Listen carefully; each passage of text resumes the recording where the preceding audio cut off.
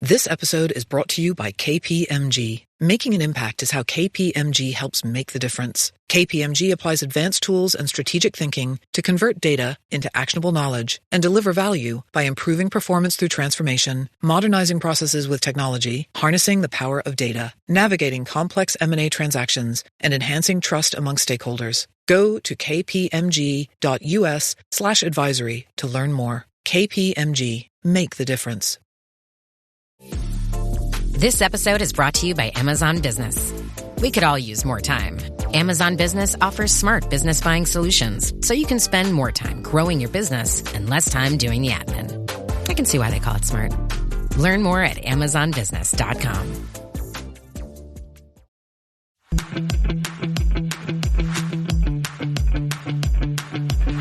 So thank you for watching the Barf. Breaking news, acquisitions, research, and funding. Ryan and I go through different stories that we saw this week, and we kind of bat them around and kind of lay in a little bit of opinions, of analysis, and it's fun. So let's get started. Ryan, the first thing that I would like to talk about, I love when great marketers get new jobs. Julie Knight Ludvigson, I'm probably not saying her last name totally correctly, but I've known her for a long time because she's been at Unit for Topia, Reflective, Zendesk, SAP, SuccessFactors, Cisco. She's been in the industry for a long time. She's really sophisticated marketer.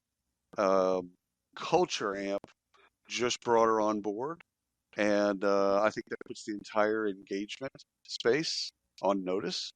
And I think it's just a wonderful hire. She's a really, really nice person and super, super great at what she does.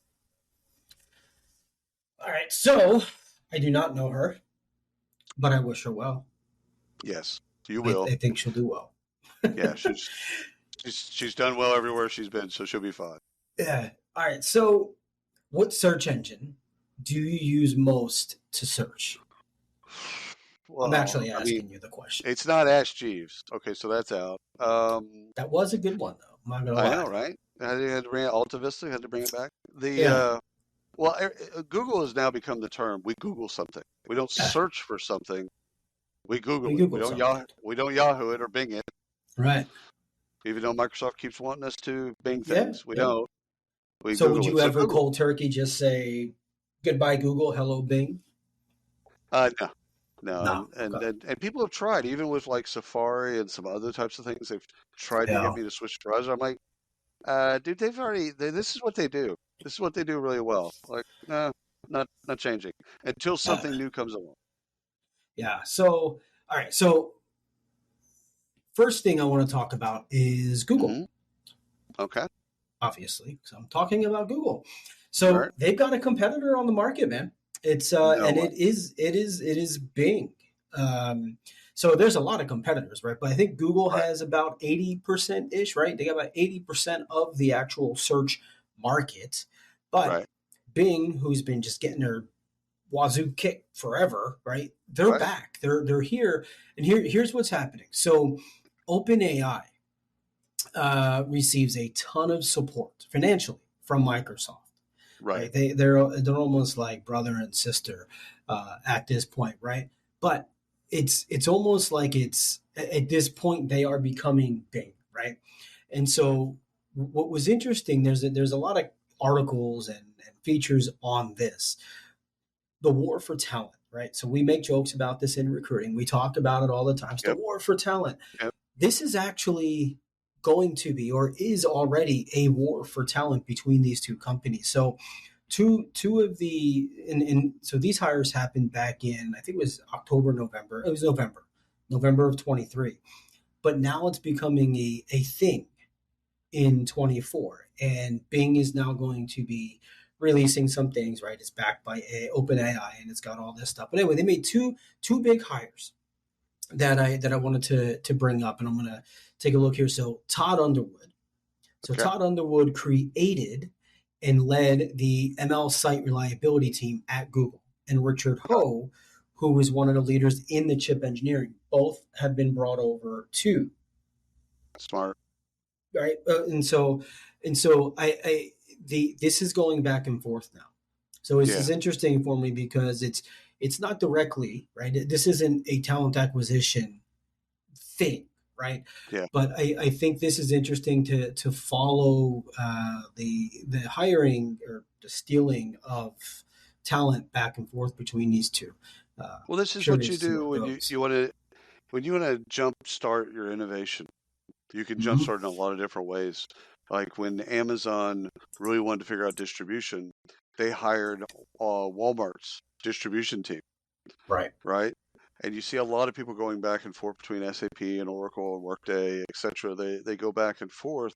But what those folks are doing is they're basically saying, we have a problem in this particular area. We'd like to be more innovative in this particular area.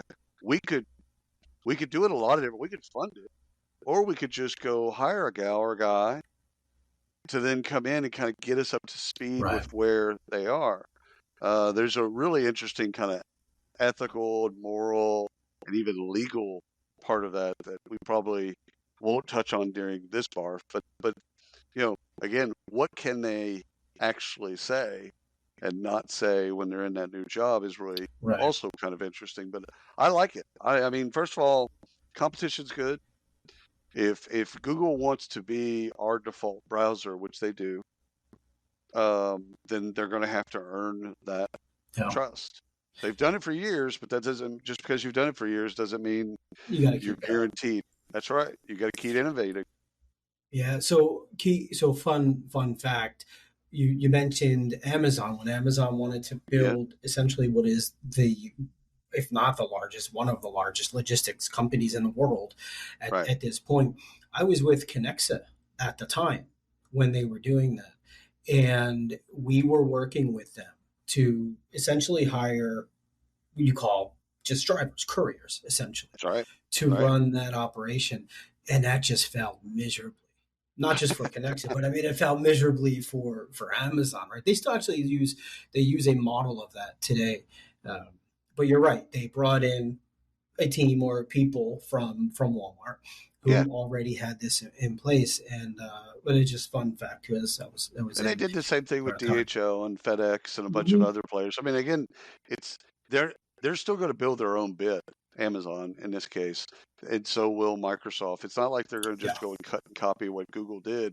They're going to try to improve what Google did. Right. I mean, that's the real juice, is to take some of that talent and bring it over and say, okay, make us better than what you were doing at previous go. We don't want to just be like Google. We want to be better than Google. And I think Bing is going to, any competitor in that situation is going to not just be as good, they're going to have to prove that they're better for us to trust them. And that's okay. They'll do it. They'll get there. They're Microsoft. Don't bet against them, turns out. All right, article that I ran across, Antagonistic AI, which automatically got my juices flowing a little bit, because I'm like, all right, this is cool. Most AI models are moral models. So that's like when I wrote my obituary using ChatGPT, it was good. And then I wanted to write it with Richard Pryor's voice. And it wouldn't do it because it's like, no, that's talking about death. We can't make fun of death. What this article is at arxiv.org.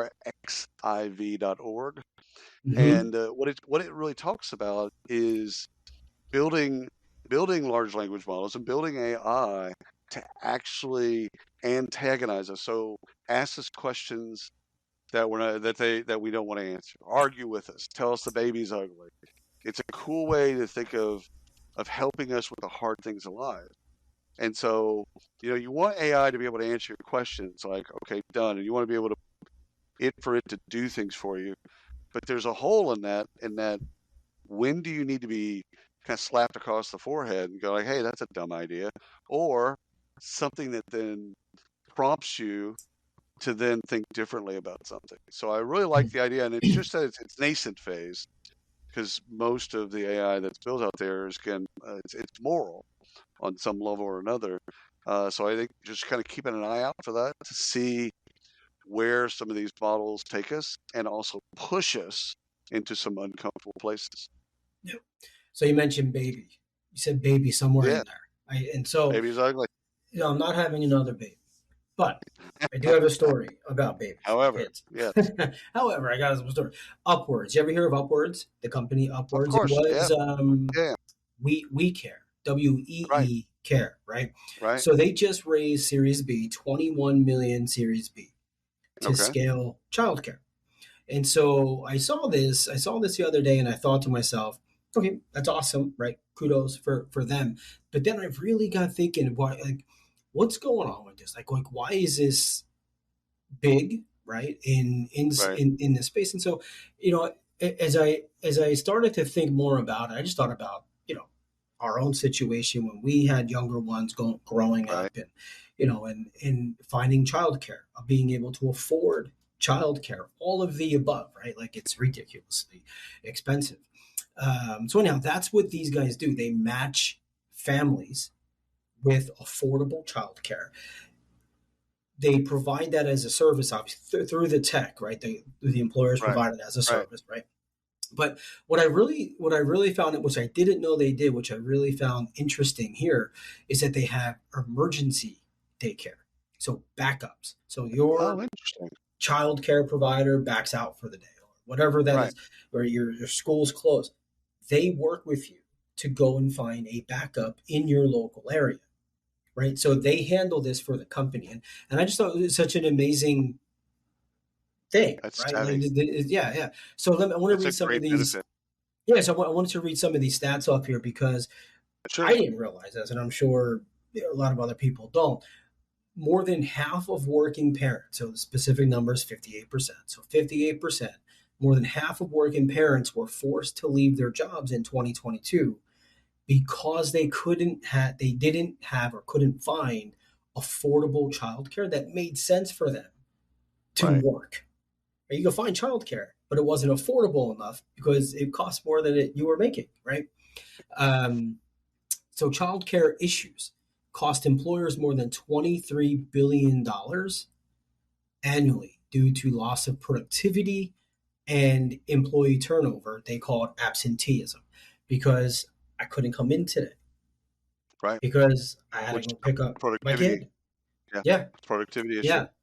I didn't realize it was that it had that much of an effect on the employer Well, think population. about the employee experience as well. I mean, like, Sure. let's get past the productivity. Productivity is pretty easy to solve that algebra because the more a person works, especially as more zoned in they are to work, the more productive they are, the more you kind of get what you pay for, and maybe even more than you pay for, etc.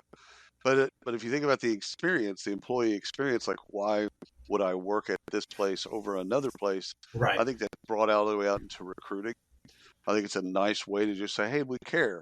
You get it. We get it. You have kids. We've got kids. Everybody's got kids. All right, here's the deal. There's going to be the occasion that your normal care just doesn't show up, can't show up, etc. Life happens. We've got a provider that this is what they do. As a candidate, I'm listening. As an employee, that's potentially a reason to stay. Yeah. All right. I found this article on HRExecutive.com, and I found it interesting because the title "Layoffs that are virtual that go viral: What to do and how to manage." So it just got me thinking about the idea layoffs aren't going to. I mean, we're going to continue to have layoffs. Layoffs happen. That's just part of life. But because people are remote in different countries, otherwise, because people are remote, we can't contain the story like we could in a building. And so like that it really kind of gets you to rethink, okay, letting people go, and you have to do it virtually, so over Zoom or something like that. So how do you do that and do it in such a way that it's humane, and there's no legitimate reason for that person to create something that would go viral. So it forces us to rethink that up in the air approach, the George Clooney movie, and just think about layoffs differently than we did before. And when we did RIFs before, there's this process, and legals involved, etc. And so that's kind of straightforward. but you're laying off someone in Great Britain. They're 6 hours ahead of you, and you have a Zoom call. They, they're on Twitter. Yeah. They're on TikTok, or they're videotaping. I mean, that was the one I watched, actually. Was a person was, a woman was being let go, and she videotaped the entire experience. Oh, oh yeah. Oh yeah. That's Like, I don't understand why you're not giving me the answers to, and all of it was on video. I'm like, oh, this is a nightmare. So for the audience, just think about the way that we do layoffs. I mean, first of all, even if it wasn't virtual, how can we be more humane in human resources? How can we be more humane? And when there's this transition, because to say that the transitions will never happen, that's just not life. There's going to be times when people get laid off, but how can we do it in a better way and maybe take some of the sting out of it, etc. So that's at HRExecutive.com. But how do you do that? How do you if you're letting go of 400 people, and you're a remote company? How do you do that? I think the thing is you take, for me, you take the shock out of it, and you take the next steps out of it for them. Be like you, again, it's going to come as a shock, but it doesn't have to come as a shock. And so some of this is actually some pre-planning where you communicate, hey, things are really difficult for us right now. We are going to have a round of really, really difficult decisions coming up, like communicating it well in advance. 4 weeks, 3 weeks, 2 weeks. Okay, the week of. That way, it's like if you're one of those 400 people, yes, it's unfortunate, but it's not like you didn't know. So you take the surprise element out of it. Secondly, I think everything has been thought of in terms of their next steps. Hey, listen, here's what we're doing in terms of offboarding. Okay, we're not worried about your key. We're not worried about your login and all that stuff. We've got all that stuff covered. We care more about you updating your LinkedIn profile and you working with one of our resume consultants and one of our recruiters to then get you placed. And it's like in divorce, not divorce, but what I hear of it, the faster that a person, one of the spouses gets married, is the easier the transition of divorce.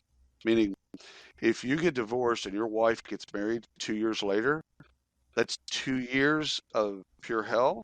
But then after that, not as much, because she's on.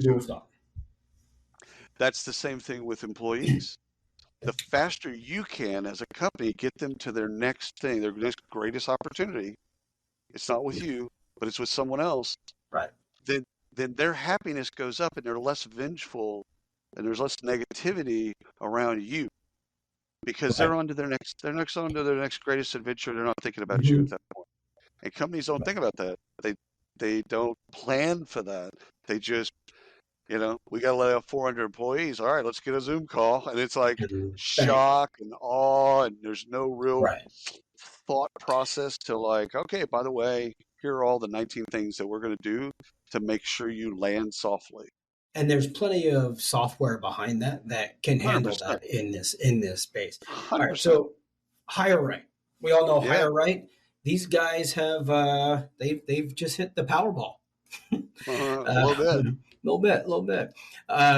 Some could say that it was needed. They weren't doing wonderful. Others will say it's fantastic, but they've been acquired, right? So I almost called it HireBall.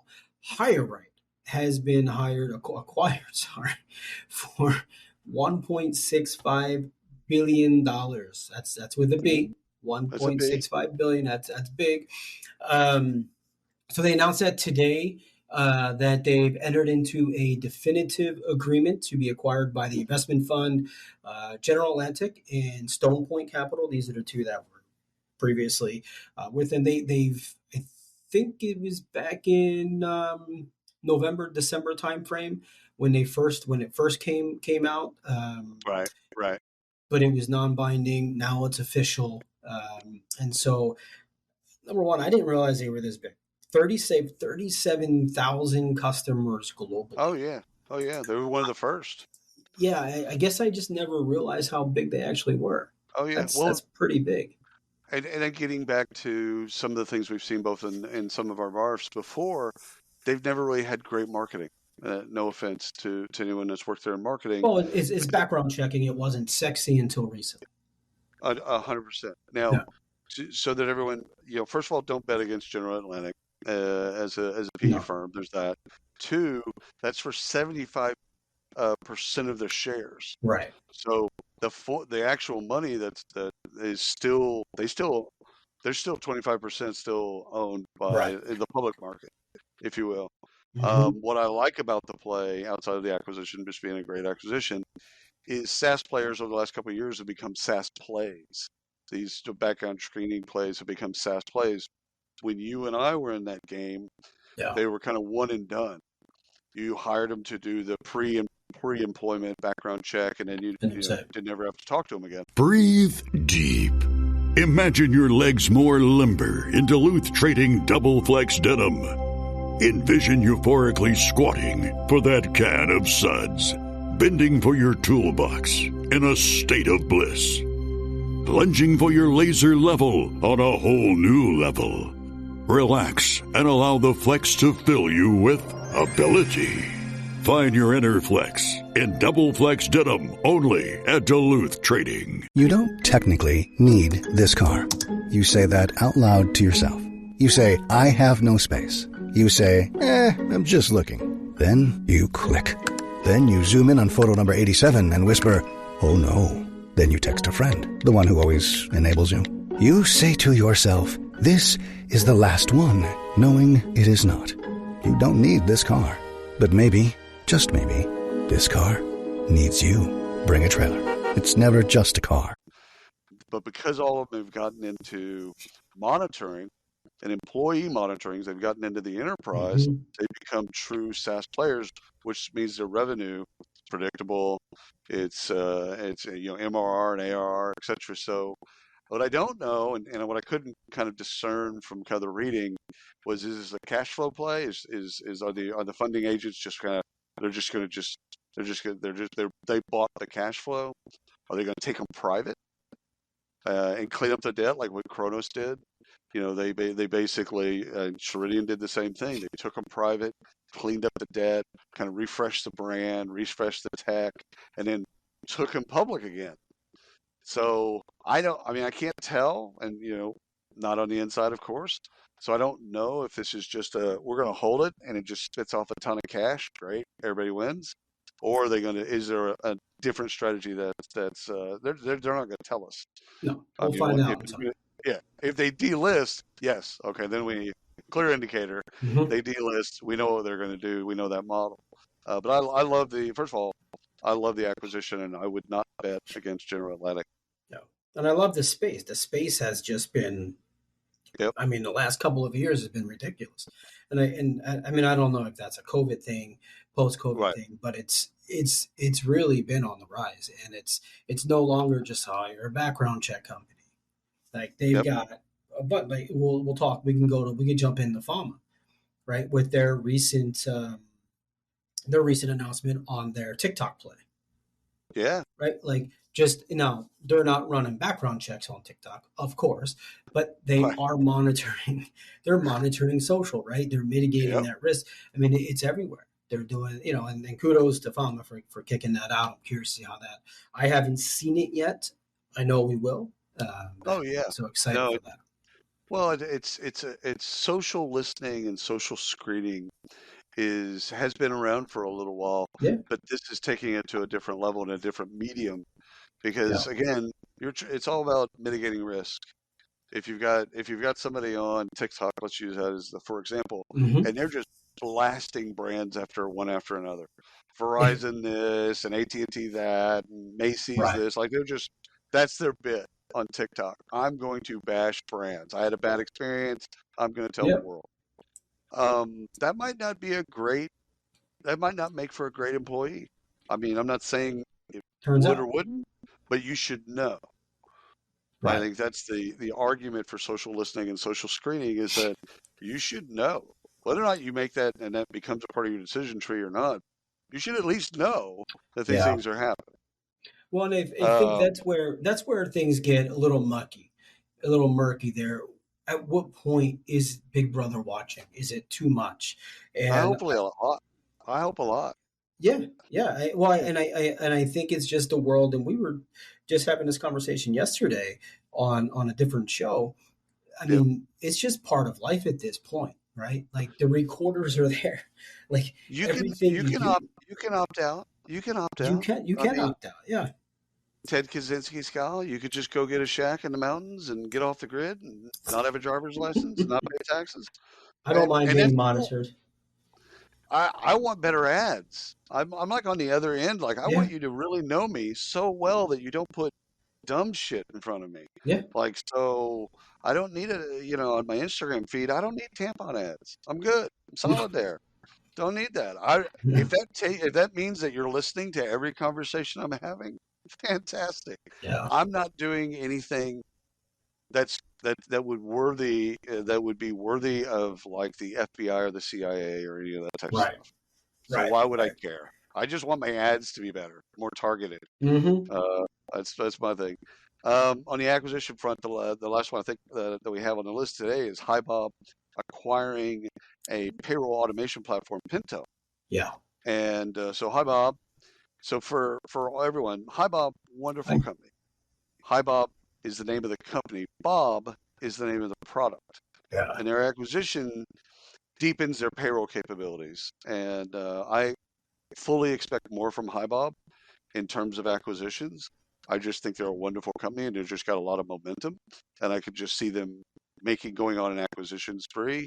And we wake up one day and they're a global payroll provider and they're competing with all kinds of the folks that we know and love. But pay attention to this payroll, this acquisition in Pento, because Pento already had a good brand. And they bought a company with good tech.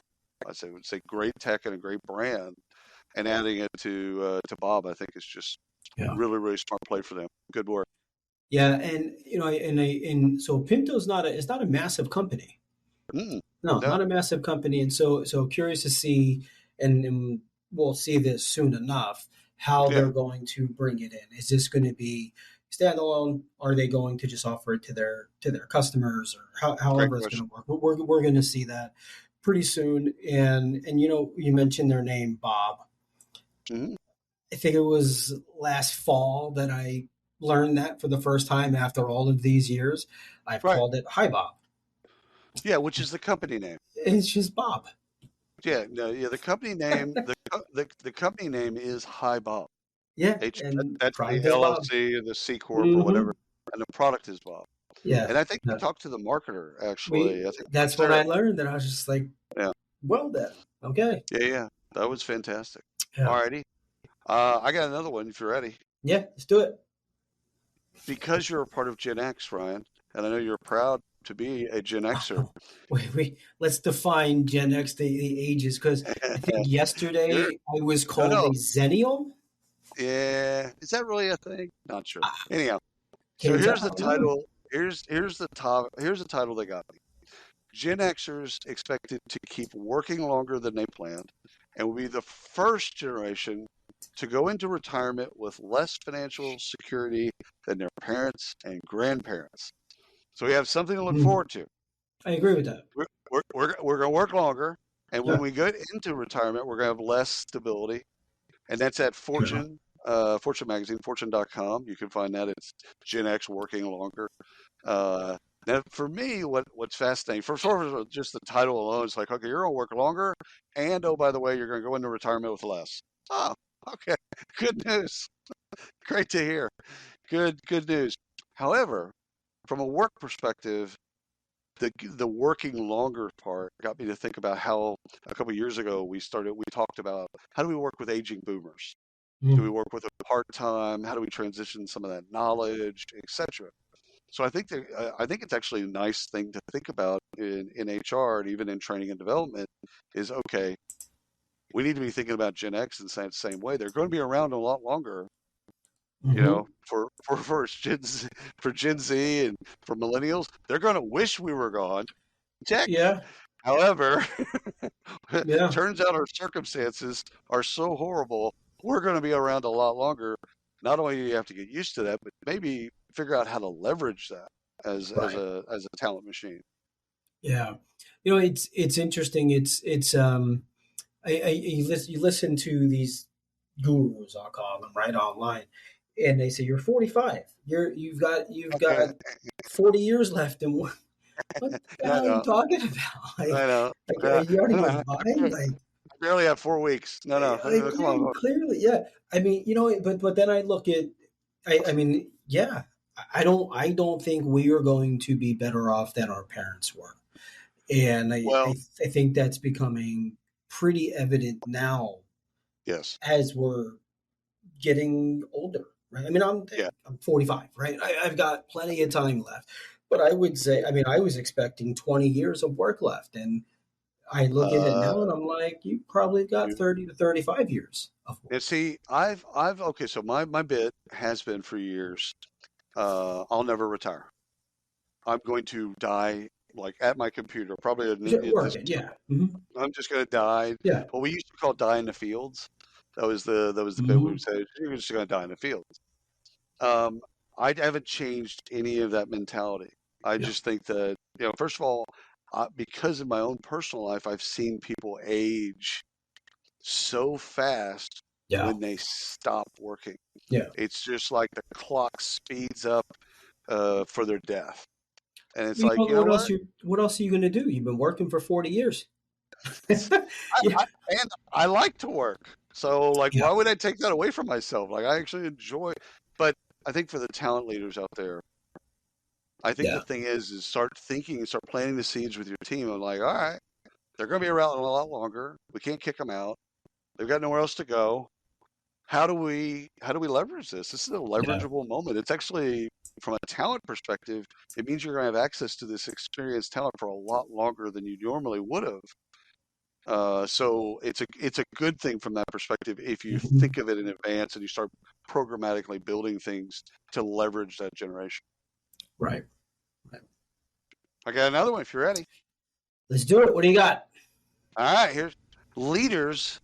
This is quotes. Sorry, I'll do air quotes. Leaders evaluate generative AI, but few use it. So this is That fantastic. makes a lot of sense. It does make a lot of sense, but you all got to go look at this research report. It's at russellreynolds.com, and it's what are leaders actually doing about generative AI. Anyhow, I looked at it, and it's first of all a great report. A lot of really, really, really great stats in there, and followed in the folder of do as I say and not as I do. But I think what I really got out of the report was I think generative AI is really intimidating to most leaders, if not all leaders. Hmm. And so this where to start, how do I use it, where do I find out more? I I think the gap between the hype and usage could grow even further if we don't train leaders on all things AI, but generative Right. AI in particular. So I think there's a training for those that care about training and development, learning and development, etc. I think that there's a wonderful opportunity to start thinking about, okay, we can just expect them to use it. Like we did this with social years Yeah. ago when CEOs and leadership really wasn't social. You saw this movement, a lot of training, internal training, external Hmm. training on how to use Facebook, how to use LinkedIn, how to use Twitter, how to do this. Yeah. And some of it, yep, was just as bad as it sounds like as I said it. However, it lowered the barrier to then for people to access it and go, oh, okay, I get it. Right. All right, I'll use it this way. But I get Yeah. what you're saying, and I get the importance of it. And I think we're going Yeah. to have to do that with AI. I would love to. I would love to be a fly on the wall in some of these conversations. We're part of some of them, of course, but Yep. I want to. I really want to understand what leaders are thinking about when they're talking about this. In the conversation we were having yesterday, Mm-hmm. was it yesterday? No, a couple days ago. A couple days ago, on Gen AI, and it was. It's this isn't. We're not talking about writing a blog posting, right? Right. We're not talking about saying, write me a LinkedIn posting or an article or Right. something. Right. We're talking about like building and automating and running your HR function, right? Scaling your HR function in a way that's obviously effective, cost efficient, creates a good experience, like all of these things, right? Like it's upskilling and reskilling and all this stuff is involved. It's a real conversation, and it's some of the I mean, the leaders are lost, and they should be. It's relatively 100%. new in our Yeah. space. Um, that said, they need to get on it, right? They need to get on it, and there's plenty of I mean, the big companies. We're talking Oracle, SAP, all the yes, they're there. They got it right. Like they're already doing this stuff. They can just work with them. And you're going to get a sales pitch, of course, but they're also going to be a partner to you. They can be 100%. very resourceful for you. They have very smart people that are building these work applications. I think it's, thinking about it is because AI is moving so fast. Generative AI is moving so fast. They just announced videos being produced by generative AI and things like that. Like, okay, it's just you blink and there's something new that's happening in generative AI. I totally get it. Yeah. So it's even faster than social. When social first kind of came about, like, okay, you could talk to somebody about, okay, here's how to leverage Twitter, and that learn, if you will, would last a year, maybe 2 years. You could kind of do the same things. Okay, make sure that you do this and don't do that, blah, blah, blah. With generative AI, Moore's Law, it's like you blink and the next week you've got to be able to think about generative AI in a different way. And so, again, expecting leaders, we're really talking about leaders in this particular instance, but we could easily be talking about employees and all that. But they're going to need our support. They're going to need us to then be able to say, okay, here's what's going on with innovative things in Gen AI once a week. Once a week, getting some type of thing that basically says this is how we should be thinking about this now, not as opposed to 6 weeks ago or even 2 months ago, whatever. Like this is something new. Okay, how do we adapt this and how do we use this and how do we leverage this, etc.